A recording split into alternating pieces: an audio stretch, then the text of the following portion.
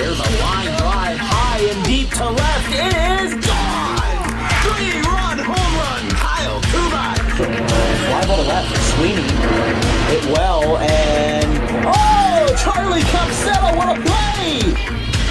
Here's a line drive out to center field. It's a grand slam! Going back is Shaw. He is going to get there. What a catch! And he's going to hop over the fence while doing it. What a coming home is Morales to throw on a double hop. Is it in time? It is in time! Here's a rocket. Deep left field. Does this have a chance to go? It is gone! Go ahead, homer. Tyler Wilkins on the first pitch. Play called for a back on the 14th, and there's number 100. Steven Devaney with a line drive to left. He's 2 for 2. And with triple digits for number 1 as difference. And here's a ground ball shooting through the left side. And Kingsway has won the Ralph Shaw opener. Here we go. Fly ball deep left center field. And it is gone. Grand slam. Scott Lynch, grand slam. Is the man of the hour. There's a ground ball that's going to go into center field. It's going to be picked up, and it's going to be booted. Here comes the runner to the plate, and Pittman has won it in extras. Walk-off single, Jude Engstrom. Bases loaded, 2 outs. Just like they drew it up in Hollywood. Caladros, the 3-2. Swing and a miss! And the Audubon Green Wave have upset the Kingsway Dragons in the Ralph Shaw Classic.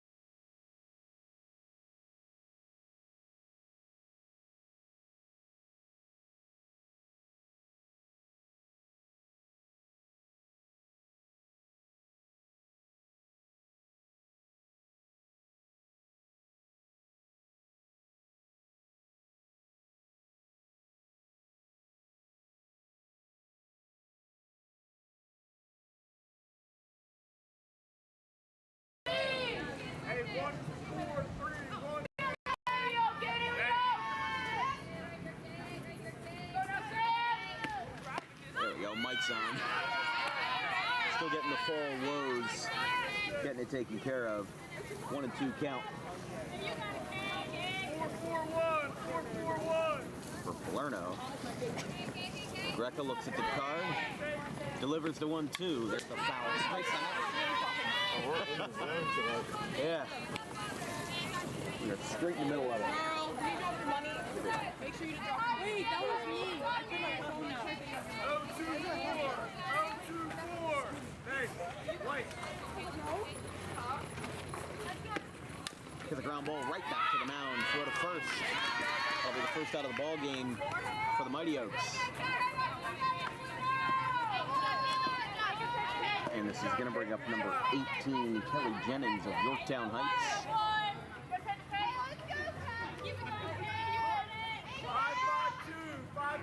On deck, number 22, who's not on our roster.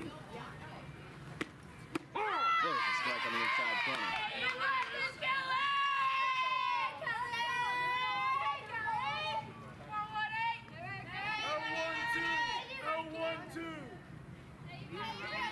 There's the 0-1. And it's going to be fouled straight back. And it was caught, but the netting makes that one a dead ball. Jennings, as a rising sophomore, batted .300 with 22 hits, 3 doubles, 1 homer, 9 RBIs, 3 stolen bases, and 7 walks. There's a high fly. That's going to stay in the yard, though, out and left. And that's taken in for the second out. And it's going to be number 22 for the Panthers. The first 3 for the Salem Mighty Oaks will be Karen Trice, Faith Penn, and Cameron Spence, the first baseman, left fielder, and center fielder. In that order, we're from the Jackson Adventure Complex, officially known as Adventure Sports and Entertainment. This place opened sometime last year as that one's poked out to second base, picked up, throw to first, not going to be in time. That's going to be an infield single for the Panthers, getting them their first base runner of the afternoon. Bringing up number 5, Julia Marshala of Shoreham, New York. 1-5-1, 1-5-1.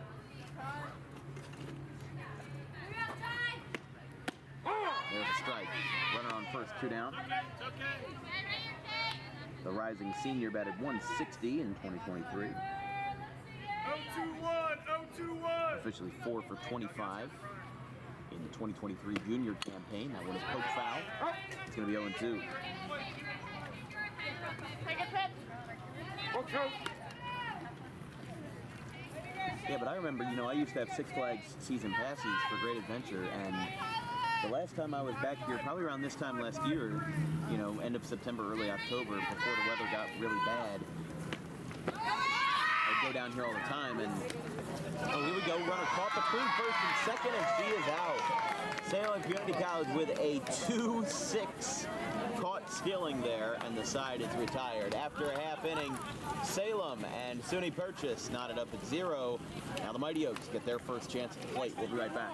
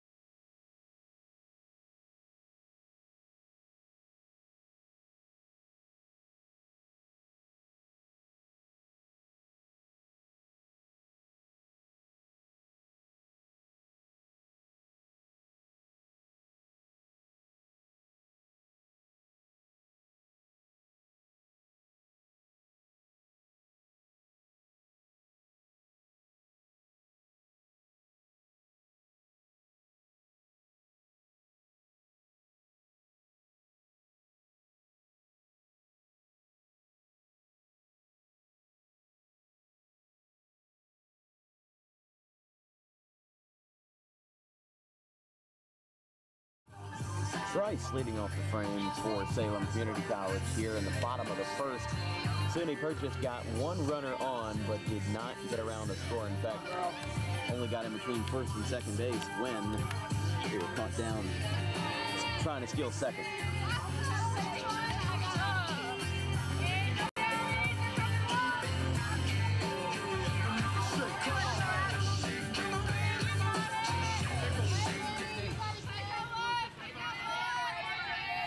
Here's Karen Trice Leading off the bottom of the first for Salem. This first pitch from the lefty. That is going to be a strike.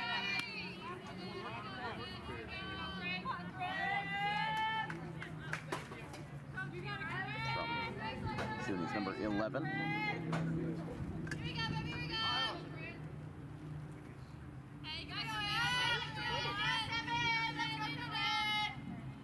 There's another one on the inside corner. 0-2.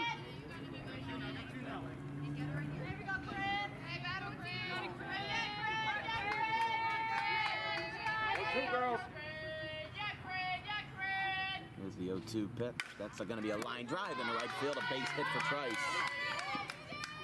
Runs right through the bag, and that will be a leadoff single for Salem. Before I bust a move, I gotta pray first. Say a verse, wash my hands before I The touch left the wood. fielder will get a chance.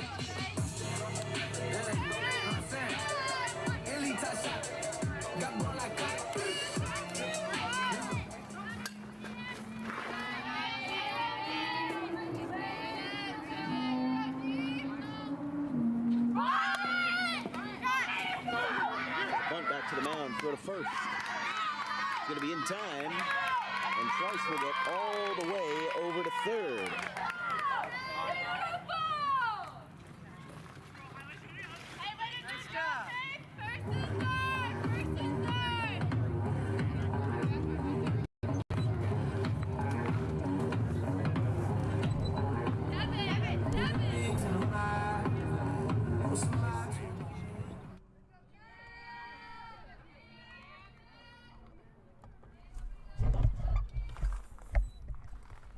There we go. That's a little bit better on our mic part. Just that I'm not so far away from the camera. Runner in between first and second, and she's just going to waltz in there.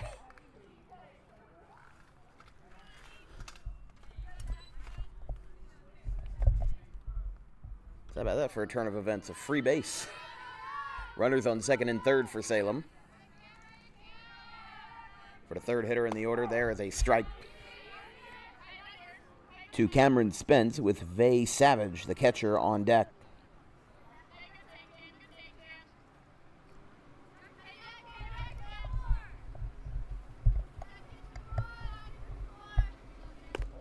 Outside.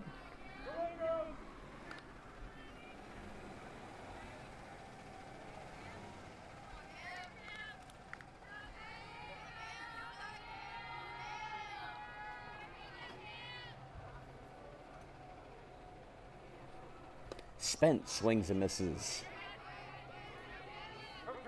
Count is 0-2 to Spence.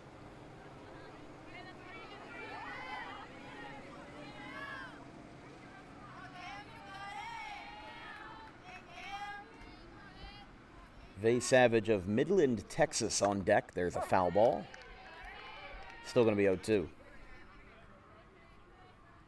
Salem in a good spot here in the bottom of the first, with 2 on and one out. Actually, no, there is nobody out because the second runner made it to first on that bunt single and then just kind of waltzed into second base. But now Spence has really worked the count here to its wit's end. It's going to be 3-2, infield in for SUNY-Purchase. There's a ground ball through the left side. That's going to be a base hit in the left. Trice will score. Holding at third will be Penn, and that's going to make it 1-0 Salem now for Vay Savage of Midland, Texas. I mean, you would think with community colleges, a lot of these softball players would be staying very local, like Kayla Dudley's from Cherry Hill West. Christiana Dooley is from Pennsville. Same with Yaren Shali's Laguna. But you have like Haley Pickrell, who is from Morgan, Utah. There's Morgan Metcham from Blackfoot, Idaho, and then Vay Savage from Midland, Texas. Rising sophomore is, in fact, Cameron Spence will get down to second. But a very good freshman season in 2023 for Vay Savage. 412 average, 4 homers, 30 RBIs, 7 stolen bases. Had a whole bunch of 2-hit games this year, including a 6 3-for-6 performance versus RCSJ Cumberland in a 15-12 win back on April 17th of last year. As a line drive down the third base line lands foul.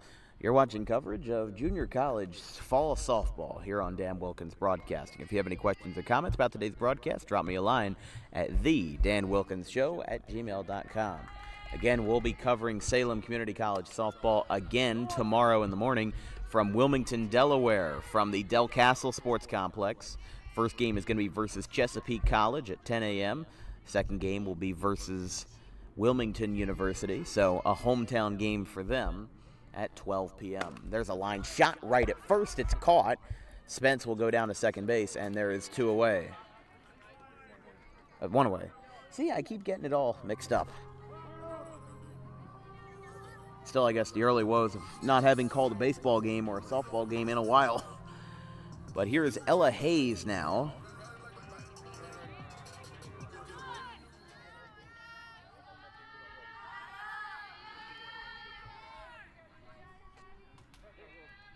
Ella Hayes donning the number 34 and the shortstop for this one. First pitch. There's a line drive into center field. That one is going to drop it. It's going to go to the outfield wall. One run will score. Spence is going to make a huge arc around third. She will score to make it 3-0. And here comes the runner to score. It's an inside the park home run for Ella Hayes to make it a 4-0 game, a 3-run inside the Parker to the 225 sign in center. Makes it 4-0.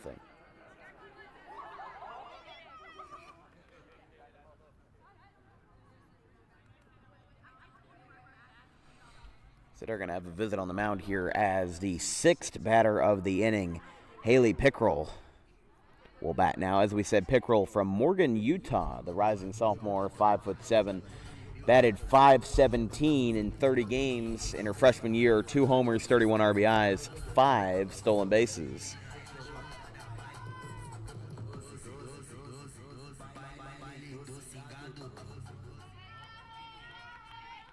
So the Morgan, Utah native going to get a fresh start here with nobody on base following the inside the Parker. Here's a high chopper over the middle.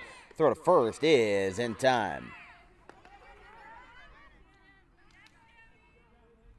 Yeah, I didn't really see any errors on the play, so that would count as a 3-run inside the park home run for Ella Hayes.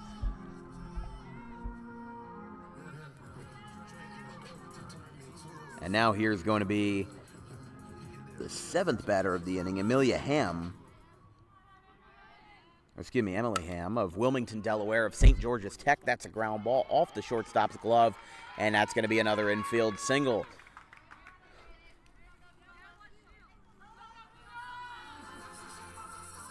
As with 2 down in the inning now, going to be, that's going to be Kayla Pace, the right fielder.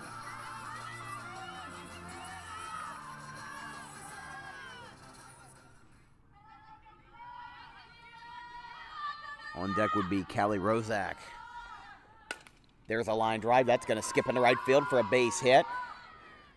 Going around second, heading for third. The throw, that's going to skip away, but a alert SUNY-Purchase third baseman in there to save that one. Actually, that was the left fielder, number 19. But now it's going to put runners on second and third for Salem.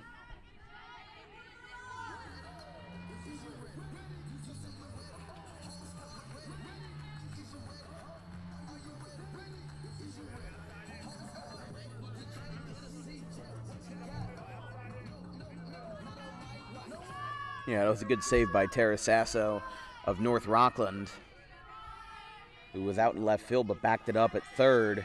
Make sure that throw didn't get anywhere. That's exactly what she did right there. Saved the run probably for SUNY-Purchase. There's a ground ball out to third. Nice scoop at third. Throw to first is in time. And the side is retired, but not without the damage being done, including an inside the park home run by Salem's Ella Hayes.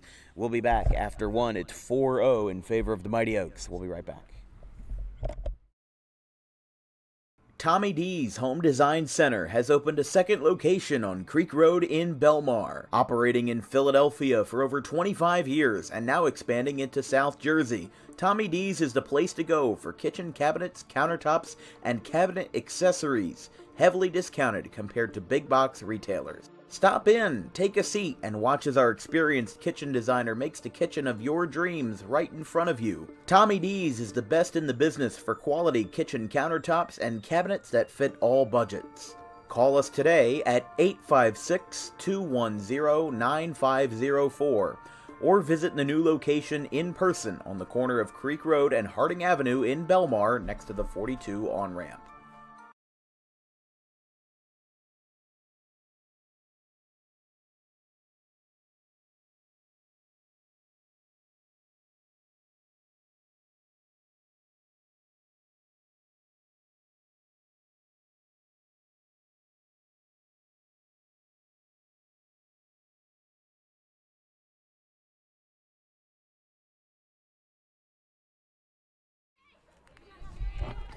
We'll talk about a quick break. SUNY-Purchase is going to bat here in the top of the second inning, down 4-0.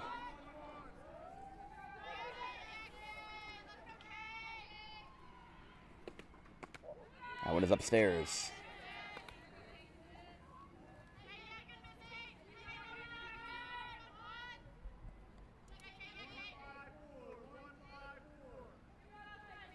Yeah, you can see, I mean, like I said, this is like their spring training. They don't really have a lot of preseason games in terms of baseball and softball for college. Usually by the time, early to mid-February comes around, that's when these guys have to report for training camp, and then maybe they have a few preseason games, but then they're off. They're playing the non-conference games, and they're playing the invitationals, down like in Myrtle Beach and in the Carolinas, maybe some in Florida. It's going to be a base hit for number 5, Julia Marsala, who was supposed to be the last batter of the first, and she was, but the runner on first ended up getting cut down at second base, as here is number 9, who is not on our roster.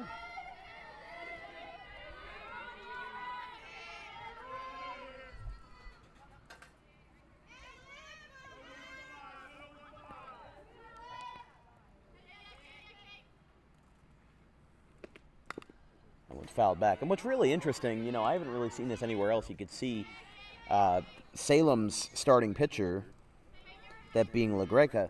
What she's doing, you could hear the coach yelling out numbers. Like, just yelling out numbers. A 2-2-3 is what we just heard. So that is probably, if I had to guess, as that's going to be a base hit in the right. Back-to-back hits for SUNY-Purchase. That's going to put 2 runners on here. Bringing up number 14, Melanie Pollack of Buffalo, New York, and Clarence High School. No, but the thing is that, like, these guys and gals are just still learning. They're still, learning the coaching philosophies. Like you just heard that right there from Salem's coach, Mike Zierfoss. That one's outside.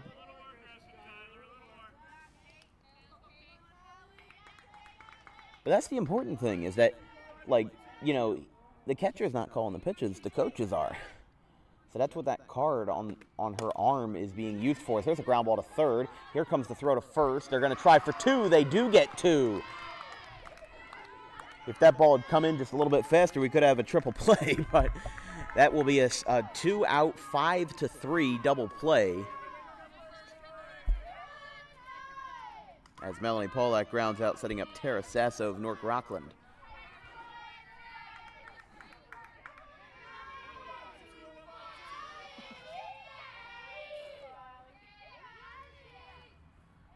First pitch, inside.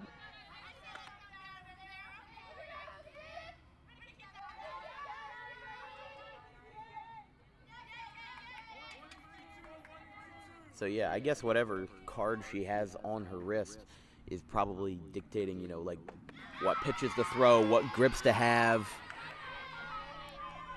Which is something that you kind of see in baseball, but with the pitch comm and stuff like that, 5-5-5, maybe it's a breaking ball. Well, I was partially right, but it was outside. Still, they can, because it's the fall and these guys only play each other once, it kind of allows this thing where the coaches can kind of just call out the pitches and not really have any complications for it, because they're still having the pitchers learn and memorize those sequences of numbers as there's a strike. So 2-2. is the count with a runner on second. SUNY-Purchase had a good rally going, had a couple of base runners, but it was thwarted after a quick 5-3 double play started by Trice over at third base. Here comes the 2-2. There's a ground ball. Back out to short. Picked up. Throw to first by Hayes. Oh, it's missed. They're going to hold that runner at third. So she'll get in there, and that'll put runners on the corners for SUNY-Purchase. Bringing up number 11, the starting pitcher for the Panthers.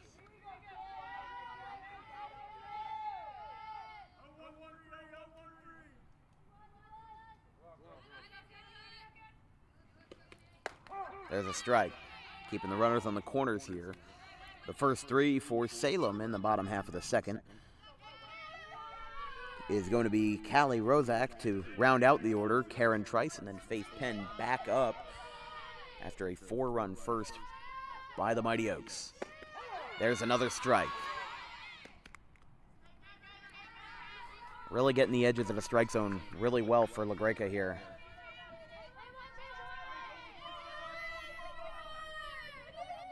And it seems like whatever the coaches are calling, they're doing a good job. That one is outside, 1-2. Seems like the crowd is mostly cleared. Here from Adventure Sports and Entertainment, we had St. Joe's Brooklyn versus Rutgers Newark as the last game, which really went overtime, which is why we started the broadcast at like 4:05. That one goes off of the first baseman. Nobody's covering the bag, and that's going to score a run for SUNY-Purchase. It's 4-1. So that one bounced off of Rozak at first base and ends up bringing home a run for the Panthers, and it's going to be 4-1 as the Mighty Oaks no longer have that shutout.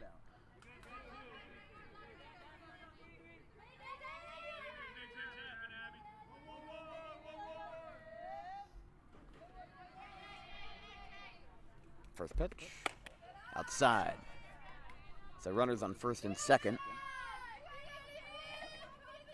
For number 13, Karina Medina of Brooklyn, New York, in the John Jay School for Law. That's going to be a line drive out to short, and the flip to first on the backhand is a great one to retire the side. SUNY-Purchase gets one back, but Salem looks to extend the lead. It's 4-1 after 1.5. We'll be right back.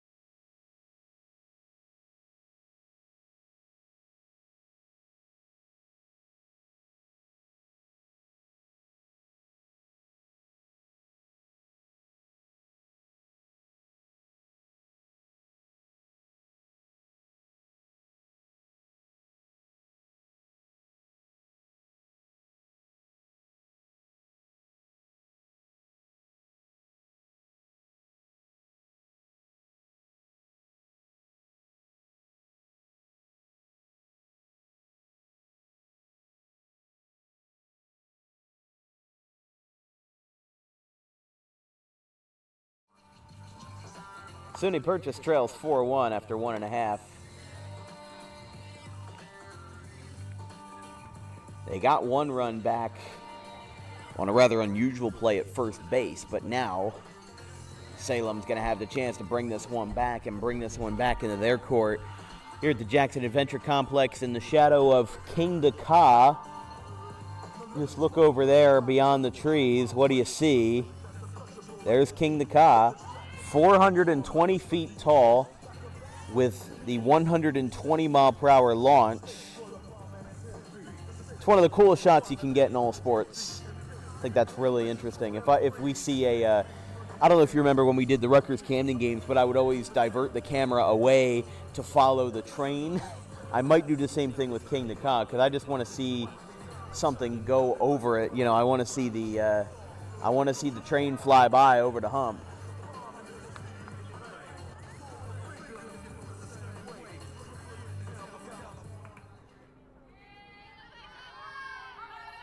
So this one's going to be started off with the leadoff batter, Karen Trice, to be followed by Faith Penn, and then Cameron Spence. 1, 2, and 3 for Salem in a 4-1 ball game.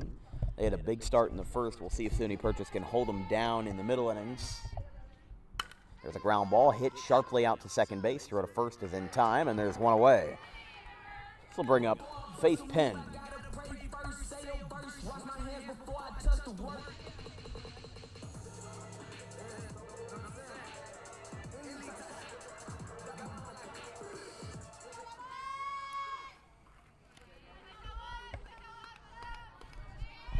Faith Penn, first pitch, popped up, first base side, and that one's going to be caught by the second baseman again. 2 down for Cameron Spence.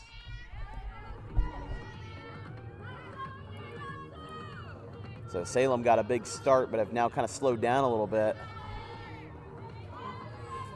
Again, don't forget, for our Salem fans, we'll be back at it tomorrow, 10 a.m. versus Chesapeake College, and then 12 p.m. versus Wilmington University.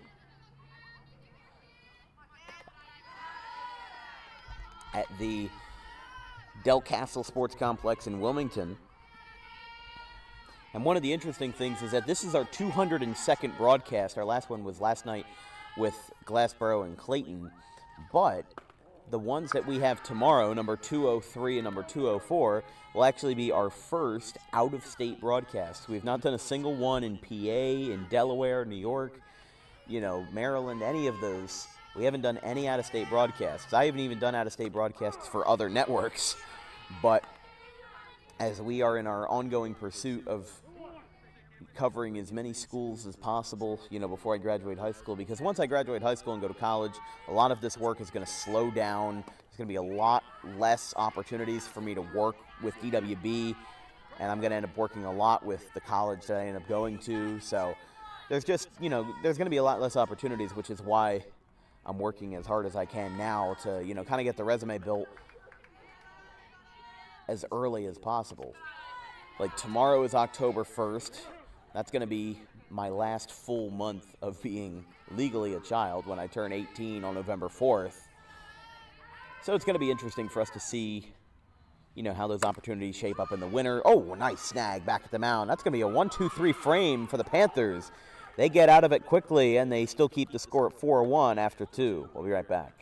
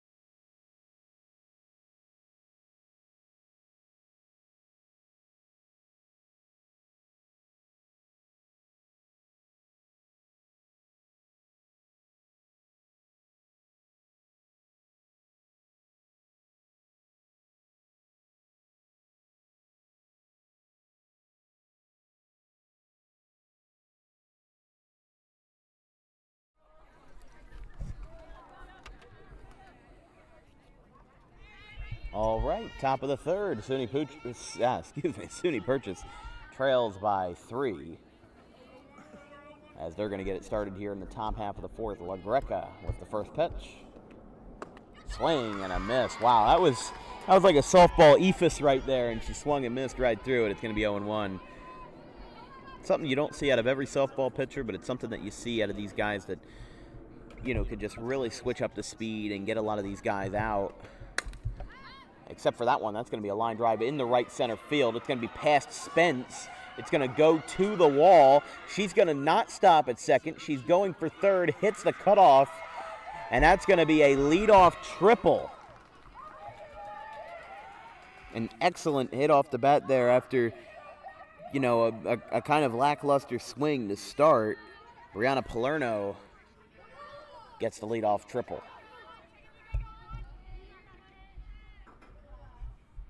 Again, top of the third, SUNY-Purchase trails 4-1, but they are just 60 feet away from getting it to 4-2 or even 4-3 if one leaves the yard. I'm Dan Wilkins here with Vincent Folks. This broadcast is brought to you by Tommy D's Home Improvement Surplus, the place to be for wholesale cabinets and countertops at heavily discounted rates compared to big box retailers. Visit today at their second in-person location, brand new on the corner of Creek Road and Harding Avenue in Belmar, next to the 42 on-ramp.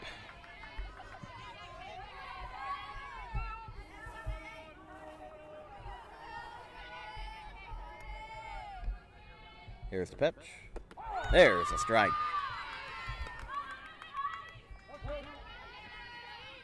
A strike to Jennings, and it's going to be 1-2. Well, that's the same one we saw on a two-strike count earlier, and it results in a strikeout. Gets it done.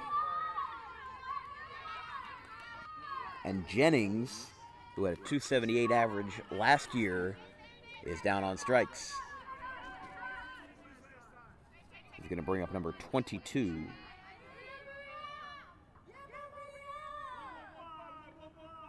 Well, even though she's not on our roster, I would presume her name is Maria.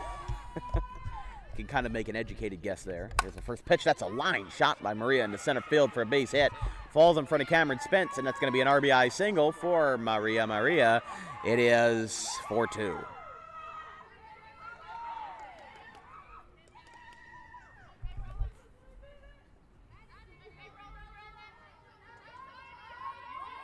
Here's going to be Julia Marsala.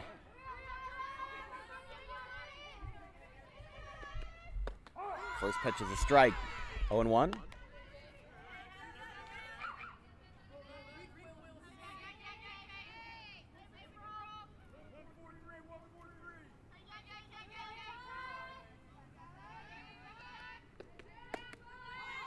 Outside, 1-1.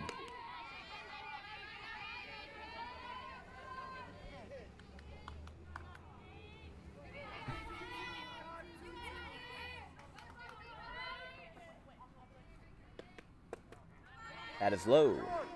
2-1. Yeah, I was looking at the satellite maps from what the head coach Angel sent us from Salem, and I was looking at it, and I was like, oh my goodness, there's so many fields here.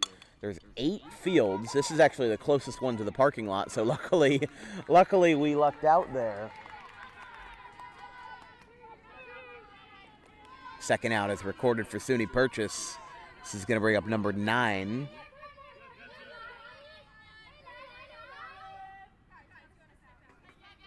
So Olivia now at the plate. Runner on first, 2 down for SUNY-Purchase. In what is now a 4-2 game. There's a strike.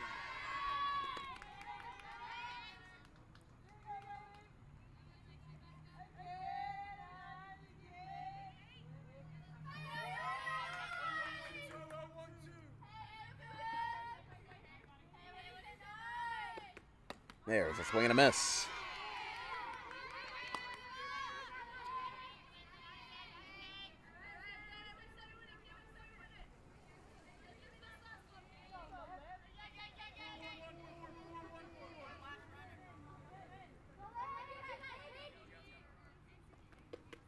That's a line shot out to Trice at third. Throw to first is in time, and the side is retired. SUNY-Purchase gets a run back on an RBI single, and that's going to make it 4-2 going to the bottom of the third. We'll be right back. DJK Roofing is an American-known company that cares about our customers. We answer the phone 24 hours a day, 7 days a week, and offer financing options to keep cash in your pocket. Even in our busiest times, estimates happen within 24 hours if needed. Most jobs can be completed in 1 day. Our measurement techniques ensure accuracy, so there are no extra waste materials when we replace your roof. We treat our home like it's yours. From the biggest to the smallest jobs, the owner will be on site to oversee the operation. Our employees are not permitted to smoke on jobs, and cleanup is so good that it might be cleaner than when we arrive. For all your roofing needs, call DJK Roofing now.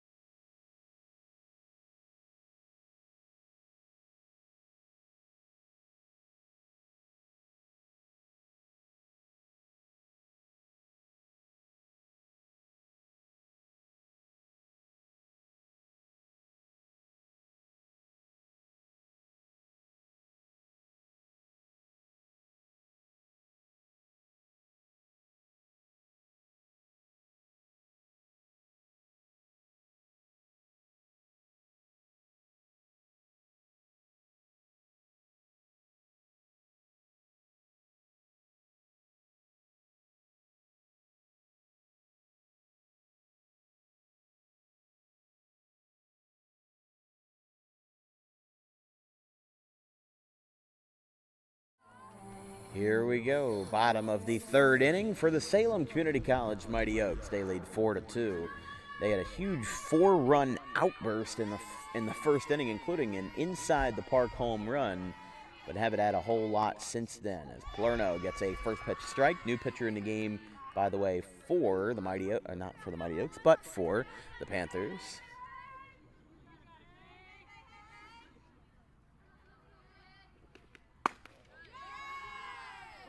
What I love about doing softball behind the plate is just how loud that pop of the glove is. You don't really get a lot better than that. Even with baseball, with how small the ball is compared to a softball. There's a line shot in the left and just barely foul. By maybe about a foot or two.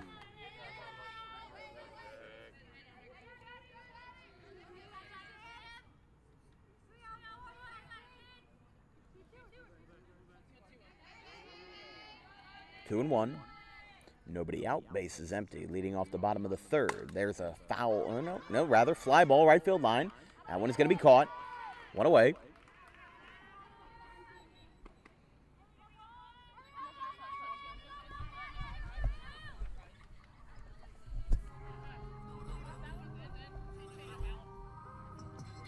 On a somewhat cloudy day here in Jackson.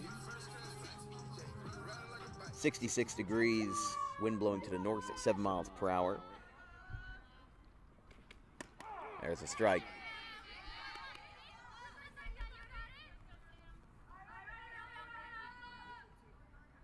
And actually tomorrow in Wilmington, it's going to be rather sunny. 68 at the first pitch at 10 a.m. and then it's going to be 77 by the time we get out of there at 2 p.m. It's going to be a high of 79 over in Wilmington. It's rather cloudy over there right now, but that's besides the point. That one's poked out towards right. That's going to be another catch. 2 down.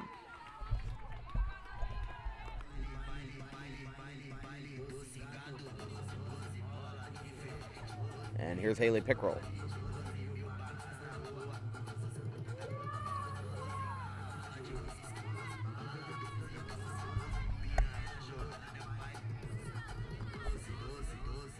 Actually, no, this is Ella Hayes. My apologies. Peckrell on deck. At the inside the park home run in the bottom of the first inning as there's a foul ball back to the netting. Yeah, that does kind of remind me of the Rutgers Camden netting where it is quite high up. I'd say if I'm, 5'11", it's probably a good 25, 30 feet up. There's another one, gets caught by the netting. See, if it goes over the netting, there's a really small chance that it does, but If you get it high enough in the air, it's either going into the parking lot or it's just so high in the air on such a weird launch angle that it lands right onto the red rocks. Tried to bunt it, but that's going to be foul. That was kind of a check swing. So it doesn't count as a bunted third strike. You know, in baseball, if you bunt with 2 strikes, it counts as an out. But I don't think she was trying to bunt. I think she was just trying to get like an excuse me swing. But that one misses outside. Going to be 1-2. Pickrell on deck for Salem.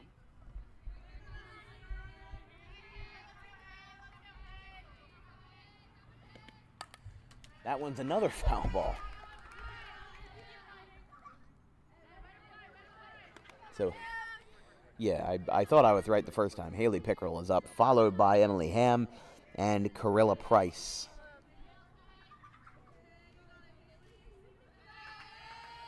But the batter before her, who lined out to right, did have that inside the park home run. There's another one. She is just fighting them off. She's really fighting that off speed really well. But I think she's either a little bit out in front or a little bit behind, so she's just getting under it a little bit and fouling it back.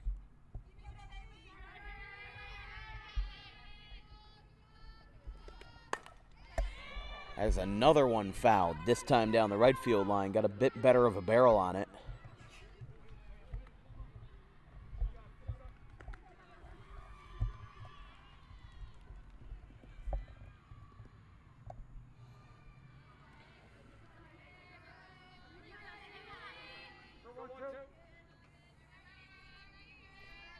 Still 1-2. And the pitch. There's a swing and a miss. Big inning there for SUNY-Purchase, who's able to get out of the jam and is able to set down Salem in order. We go to the top of the 4th. It's going to be 4-2 Salem Community College. DJK Roofing is an American. Garden State Pet Center is an independently owned full-service pet store. Our specialty is promoting companionship between people and animals by providing the healthiest product choices available, including all-natural foods, supplements that support and relieve health issues, and innovative products for pet parents. Our goal is to provide our customers with a relaxing environment, and while we're not striving to be the biggest store on the East Coast, we're striving to be the best. No other pet store will make you feel at home like we do. At Garden State Pet Center, we view pets as members of the family. We don't believe in fast, high-pressure sales, but instead matching up the right pet with the right owners, as you are making a lifelong commitment. Together with our team members, we would like your visit to our store to be both enjoyable and educational. Simply drop in and take a look around. View the birds, reptiles, small animals, toys, food, cages, and miscellaneous items. Learn of the services we have to offer and decide for yourself if this is the store you'd like to call your home away from home. Victor Santucci, owner of Garden State Pet Center. Visit us today at 226 South Whitehorse Pike in Audubon, New Jersey. We're open 7 days a week for all of your pets' needs. What commercial was it? We're back here in the top of the 4th inning, 4-2 in favor of Salem and the Mighty Oaks. This broadcast is brought to you by the Garden State Pet Center, the place to be for all things pet-related, from the healthiest product choices available for your pet food-wise, but also toys, cages, accessories, and more. Visit today in person on the 200 block of Whitehorse Pike in Audubon, or visit online anytime at exoticpetsnj.com. Their in-person location is open 7 days a week. There's a ground ball in between third and short, picked up. Throw to first is going to be in time. One away.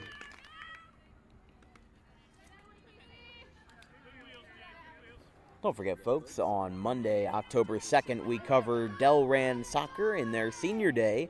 It's going to be a classic Burlington County matchup with the Cinnaminson Reds and the Delran Bears, 3:45 start time. After that, we have the Hun School of Princeton, the Hun Pirates, as there's going to be a ground ball, just got the runner in time. There's 2 away. We're going to have the Hun School of Princeton, the Hun Pirates, versus the Life Center Warriors from the West Hampton Sports Complex at 4 p.m. on Tuesday the 3rd, and then after that, we've got 2 more, Palmyra and Deptford, on October the 4th, and then, they have Palmyra and Burlington Township on October the 4th, and then Deptford and Cumberland on October the 5th. So we're going to have 4 days of soccer in a row, and none of them are Audubon games. So that's where we're going to stand, as it's going to be our Friday Night Light's going to be on October 6th, St. Joe's Metuchen versus Edison. And then Paulsboro and Salem, two Group 1 powerhouses for NJ football. That is going to be this Saturday at 12 p.m. To be followed by Rutgers-Camden versus Holy Family University for fall college baseball. Not sure if we're going to do that game, however, or if we're going to do RCSJ Cumberland instead, which is going to be a little bit later at night.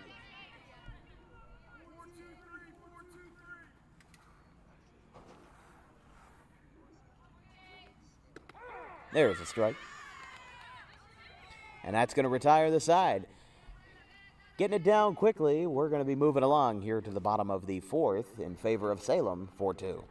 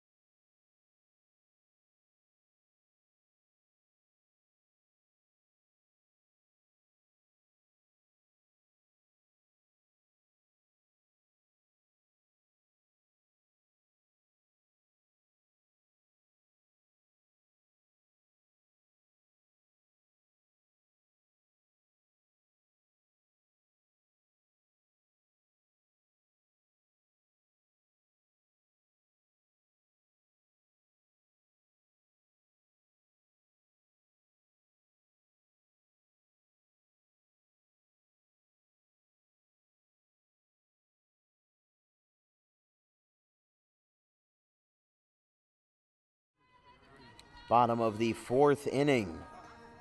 Salem leads 4-2. With Emily Ham. No, excuse me, Kyla Pace. As there's a strike. It'll be Pace. And then we're going to go back to the top of the order with Karen Trice and Faith Penn. Salem had that big breakout inning in the first, but haven't had anything since then. SUNY-Purchase has really, put the anchor down and have had a lot of great innings in relief.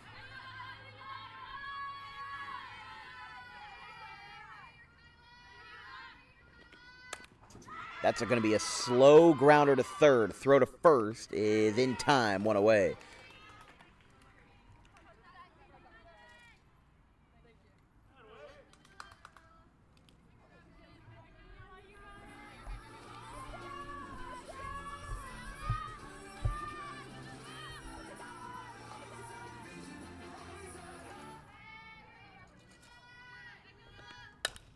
There's a line drive into right center field. Base hit Salem.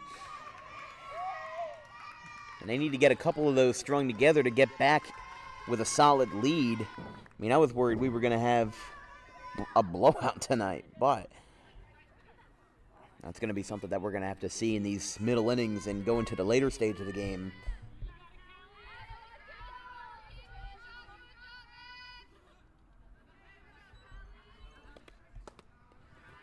There's the ball, 1-0.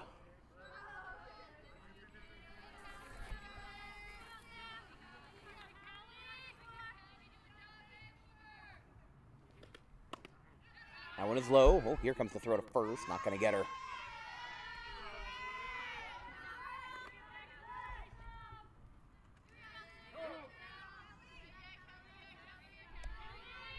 Runner on first. One out. There's another one. 2-1.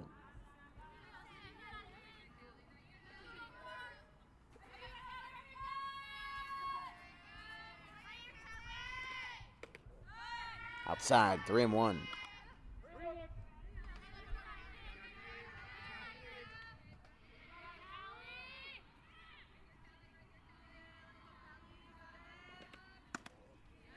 That's going to be ball four, the first walk from either side tonight, and that's going to bring us back to the top of the order with Karen Trice.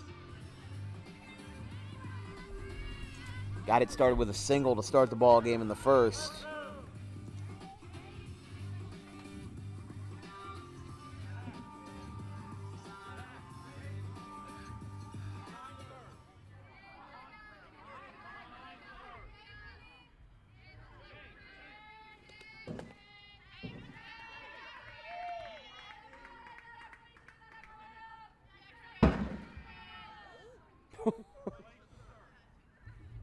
That scared the you-know-what out of me, and I think they're working on some of the dumpsters back there, you know, because there's a lot of... I mean, there's 8 fields. That's going to be a foul ball. Well, that was smart at third to hang on to that one and make sure that one rolled, because I think a lot of people are too jittery and, you know, trigger happy with it to go with it and just trying to pick it up as quick as you can and get it down to first base. But that was a good call there. But, I mean, with 8 fields here in Jackson, you got to think 16 teams playing.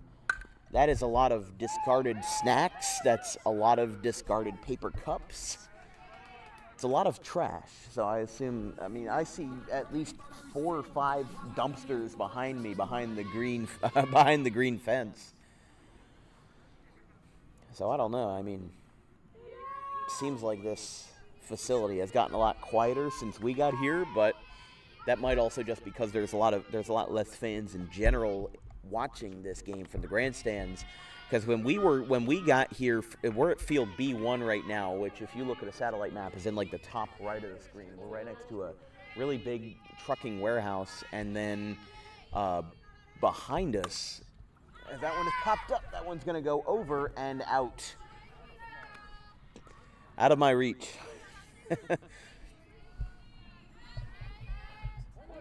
Maybe a 1-1 count. I was going to say, I was hoping it was going to go over, but I just don't want it hitting our folding table or any of our equipment. It's going to be 2-1. Yeah, it just went over the green fence. I have no idea. Here's a pop-up straight over the middle, behind the plate, and it will be caught by the starting pitcher for SUNY. That's going to retire the side. Salem gets a rally but does not score. We go to the 5th. It's still 4-2, Mighty Oaks.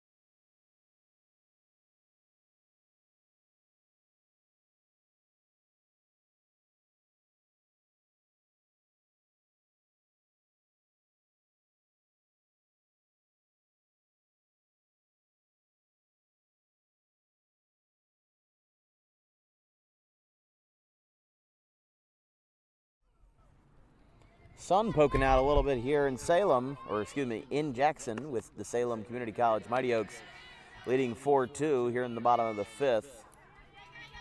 The sun just cleared the clouds in the horizon back there, so it's going to get a little bit brighter, maybe a little bit harder to see, but LaGreca's still working out there in the 5th. First, rather the 0-1 popped up out to shallow right. That's going to be caught, one away.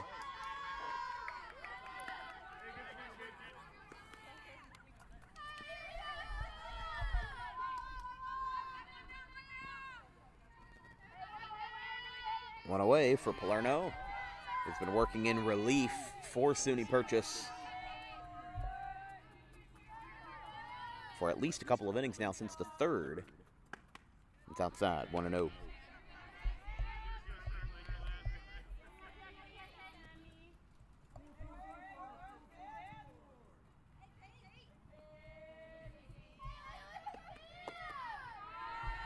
Outside, 2-0.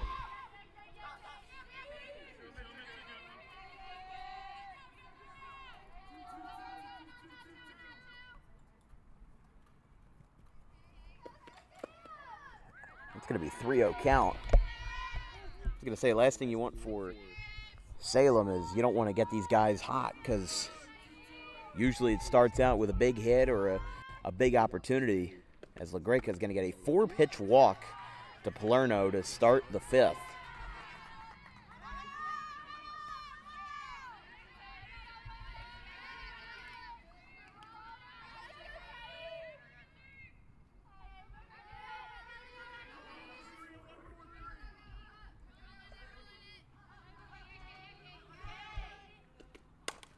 Ground ball, third base side. This could be 2. Throw to second for 1. They're going to hold the ball, and it's going to be a fielder's choice for the second out, rather.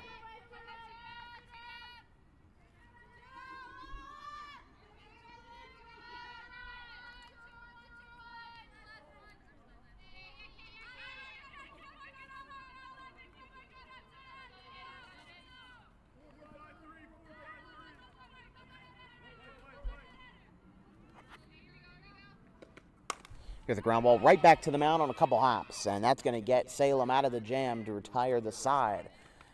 Going to the bottom of the 5th, 4-2. Moving along here in Jackson.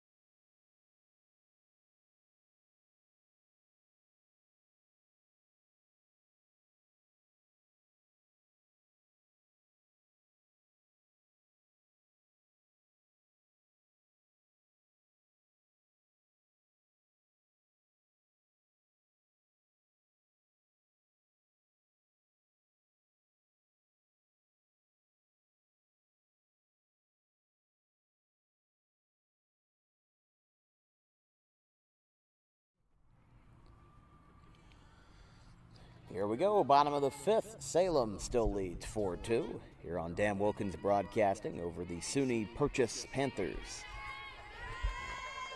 Number 9 pitching for the Panthers for Purchase College here in the bottom of the 5th. First pitch is a ground ball, foul ball, left field line. Just got that one over the white line and out of play.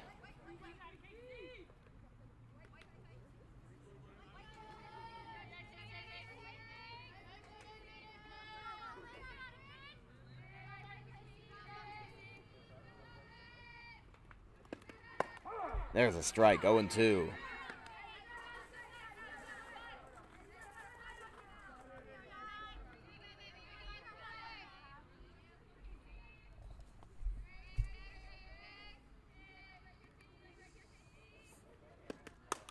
Little floater center field. That is going to drop in between short and center. That's going to go in. She's going to round first. She's going to go for 2.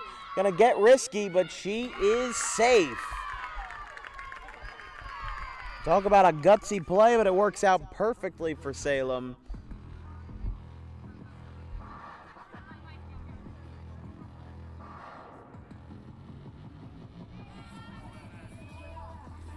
They're going to have a runner on second here.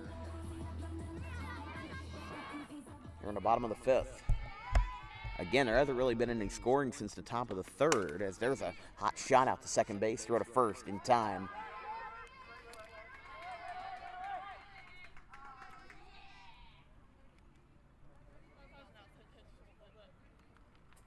That's going to put a runner on third here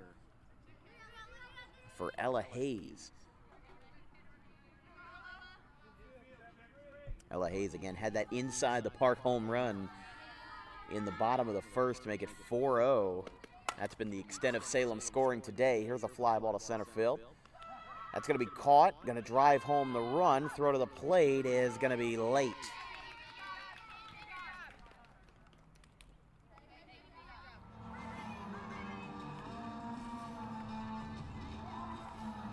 And now here will be, after Hayes, Haley Pickrell.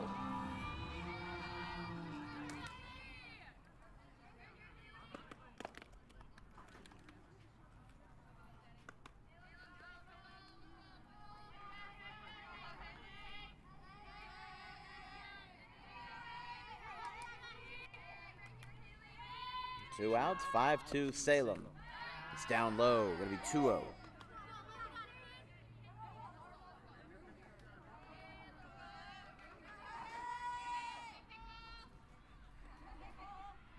The 2-0.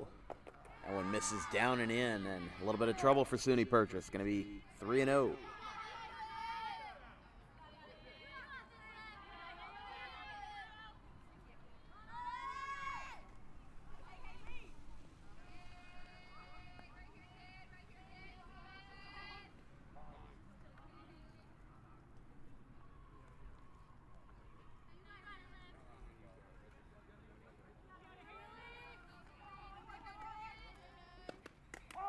There's a strike. Right down the pipe.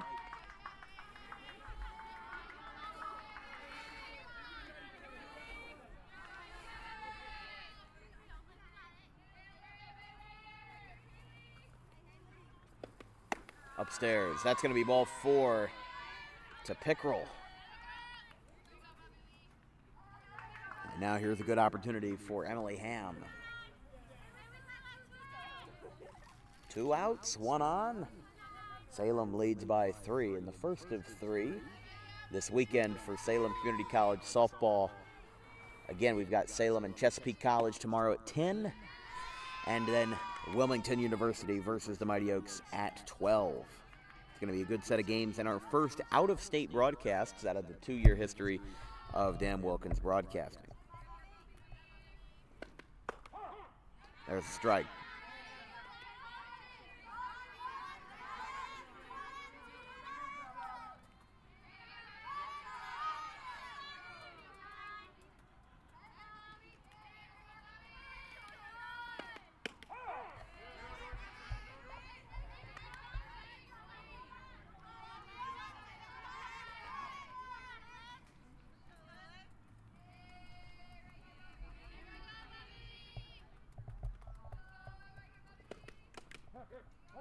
Foul tipped, and it's caught. And she's going to be out.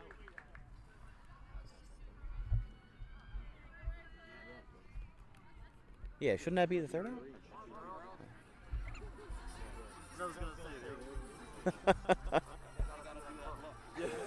Yeah, I thought on the broadcast we had 3. Oh my goodness! Here we go. We're gonna go to the top of the 6th. 5-2 Salem Community College. We'll be right back.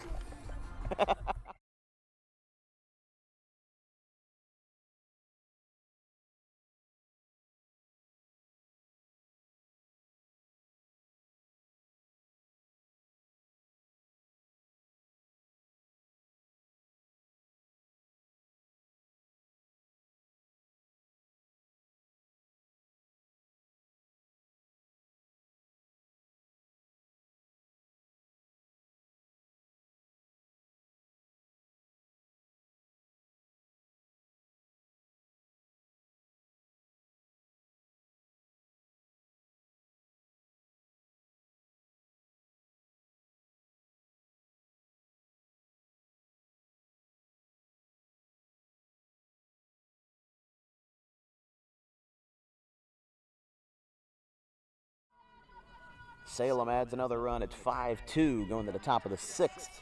Crucial time for SUNY-Purchase as they are going to try to get back into this ball game down by 3, with the first scoring of the game being done since the 3rd. After a 4-run first by Salem, the scoring kind of stagnated, but now responsible for 4 out of the 5 RBIs tonight will be Ella Hayes. Had the inside the Parker in the first, and then had the sacrifice fly in the bottom of the 5th. There's a strike. In the background, that building back there, that is the Adventure Complex kind of like headquarters back there. They have something called the, I think it's called the Clubhouse Restaurant. It's like a full, like, I've never seen anything like it before. It's a full dining experience, you know, like full fancy meals. It's like kind of on a penthouse kind of thing. And then on the bottom level where that fence is, there's like, I know Vince saw me walking over with an egg and cheese on a Kaiser roll, but they serve breakfast until 5 p.m. and I'm like, whoa. But they have hot dogs, burgers. They even have chicken wraps. They just have a whole bunch of wraps in general, and they have like a soup of the day kind of thing, which they have chicken noodle soup and butternut squash. Never in my life did I think I'd see butternut squash offered as a food item for, oh, that one goes on the solar panels, and that goes into the parking lot. But never in my life did I think that butternut squash will be offered as a food item in a sporting event or at a sporting venue. The only thing that I could ever compare that to is in Seattle at T-Mobile Park where the Mariners play. They serve fried grasshoppers. There's a line drive. That's going to skip off the second baseman's glove into shallow right for a base hit for Marsala.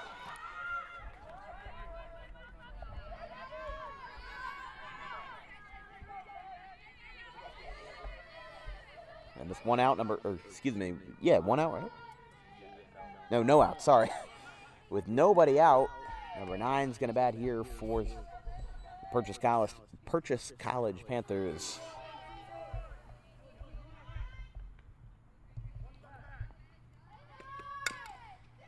That one just goes right in front of the mound. Throw to first is in time.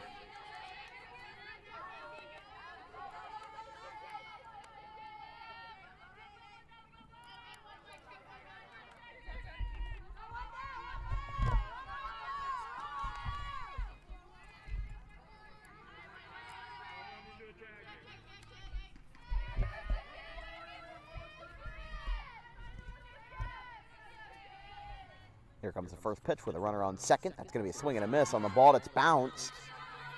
They're going to hold her up there. 0-1.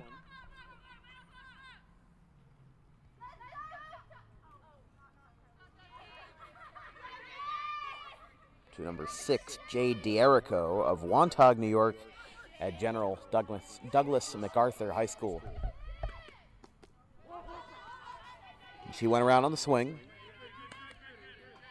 It's going to be 0-2, or 1-2 rather.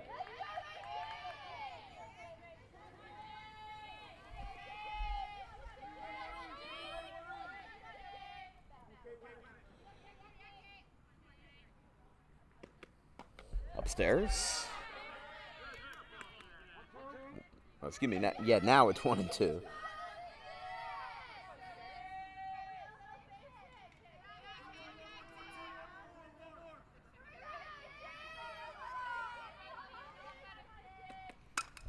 Popped up right behind the plate, sliding and running into the fence. That one's out of play, and out of play, foul.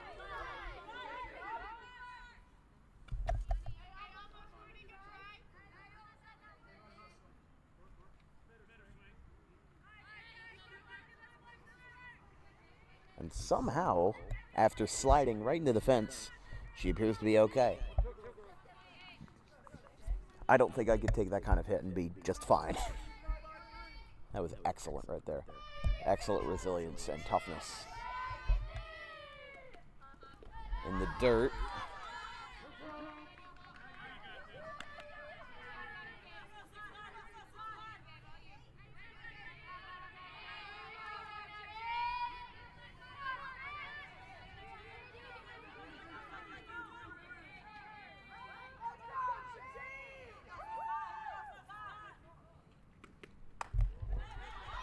That one's going to miss high.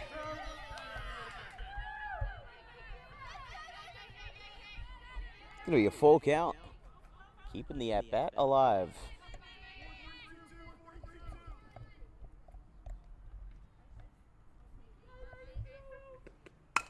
There's a fly ball out to left center field. Hit well.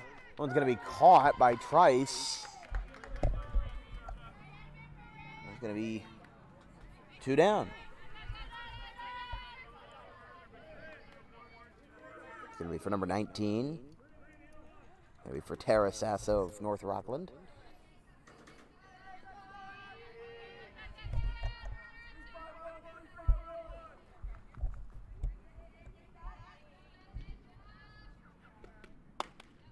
Upstairs, 1-0.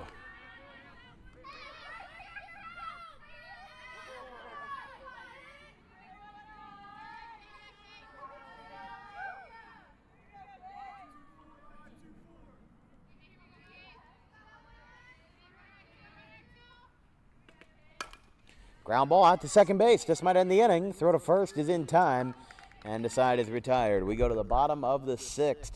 Closing time here in Jackson. It's going to be 5-2 in favor of the Mighty Oaks.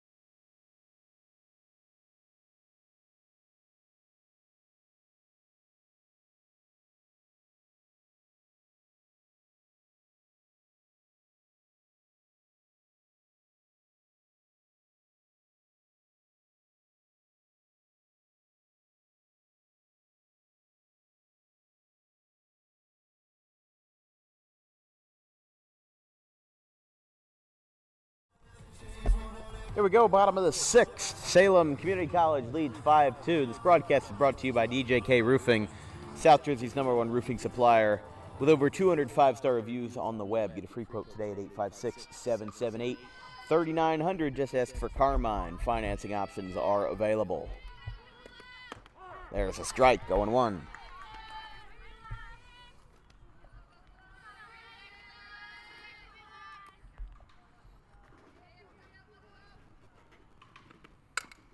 Ground ball foul.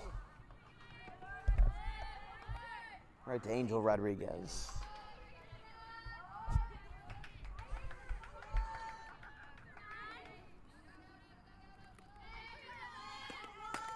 That one is shot into the corner and foul. Still going to be 0-2.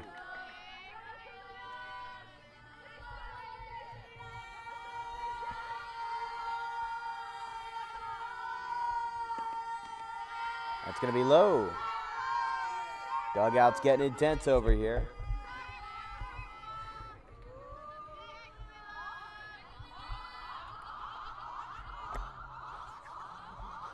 I think they're getting a little restless. There's a ground ball. Oh, it's booted at second base. Flipped to first is in time. One away. Worth the effort, but just couldn't get it.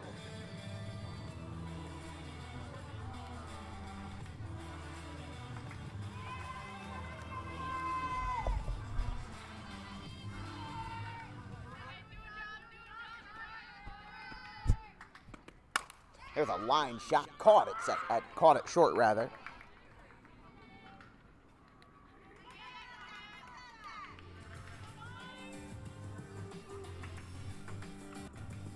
Now we're going to go back to the top of the order with Karen Trice, who's had a couple of hits tonight.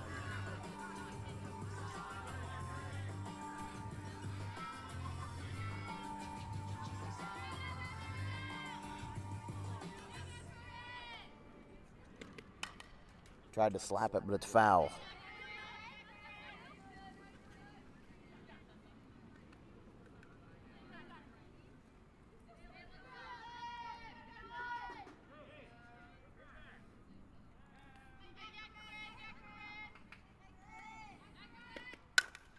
There's a line drive into center field and caught.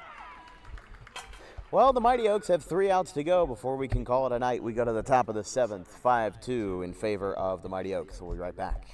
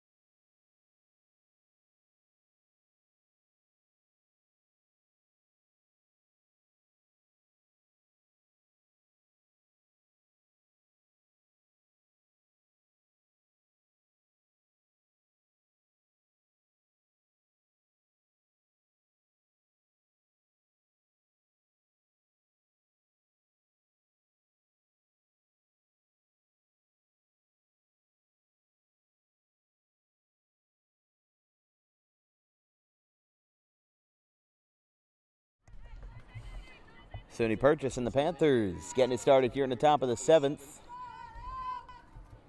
3 outs away for Salem to get their win here at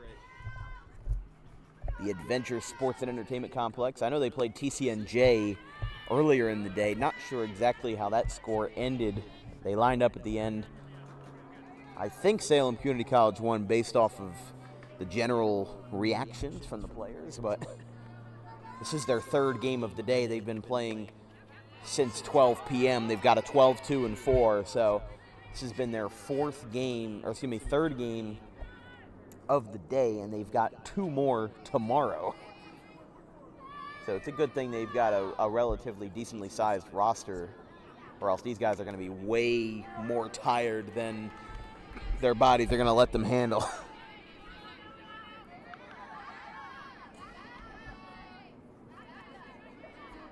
Purchase College is number 2.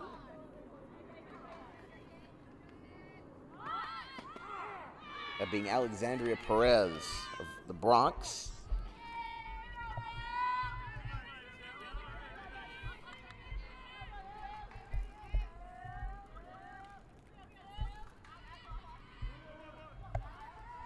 It's 2-2. Down. Excuse me, ball 4 rather.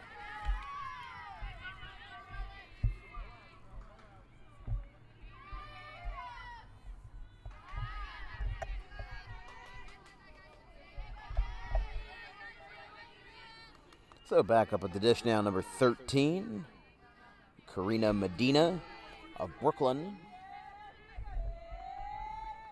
The John Jay School for Law. That one misses low. Runner on first. Nobody out here in the top of the 7th as the Mighty Oaks are looking to close this one out.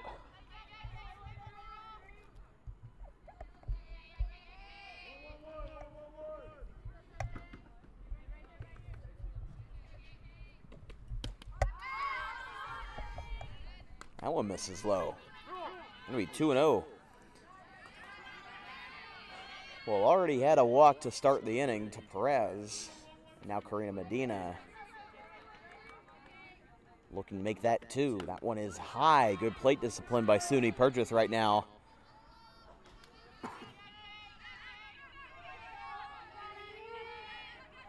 It's going to be 3-0. Looking to get back into it. Here we go, 3-0. That's as slow as you can get, but it's effective, and it slows down the hitter. It's going to be 3-1.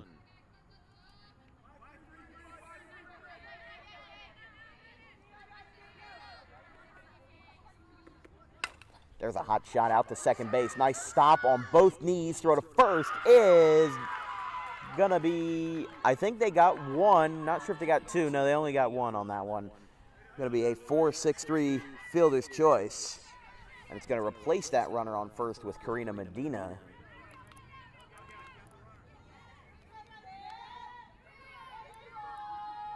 And with one away, runner on first.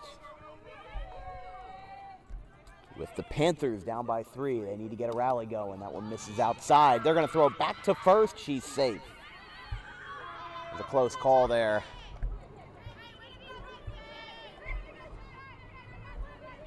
A lot of guys playing utility all over tonight.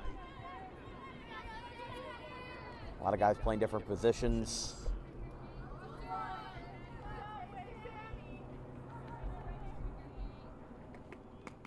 Sammy takes outside.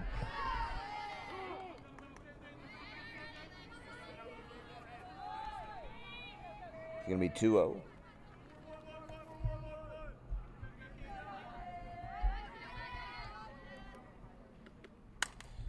Fly ball, center field. Under it, and she makes the catch. There's 2 down.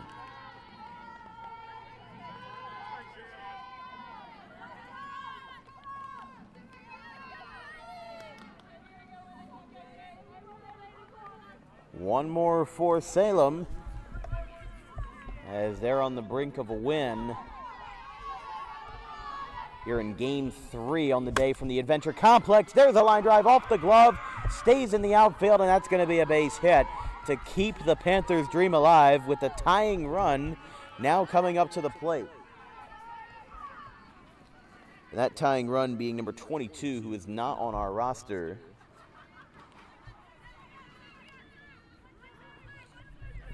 But the Mighty Oaks with 2 outs here in the top of the 7th inning.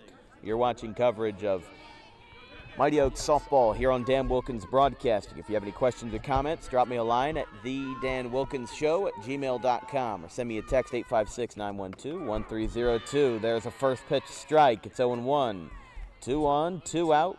Runners on first and second for the Purchase College Panthers. Again, we'll be back at it tomorrow in the morning with Chesapeake and Salem at 10 a.m. and then Wilmington versus Salem from the Del Castle Complex at 12. Here's a ground ball out to short. This should do it. Throw to first is in time, and the Mighty Oaks are going to take Game 3 here at the Jackson Complex. And that's going to give a wrap for today's festivities. We were only here for the 3rd and final game, but still a good one nonetheless. Your player of the game is going to be Ella Hayes of Kansas City, Missouri. She got the inside the park home run in the bottom of the 1st inning and then got it done in the bottom of the 6th inning with that sac fly to keep it rolling.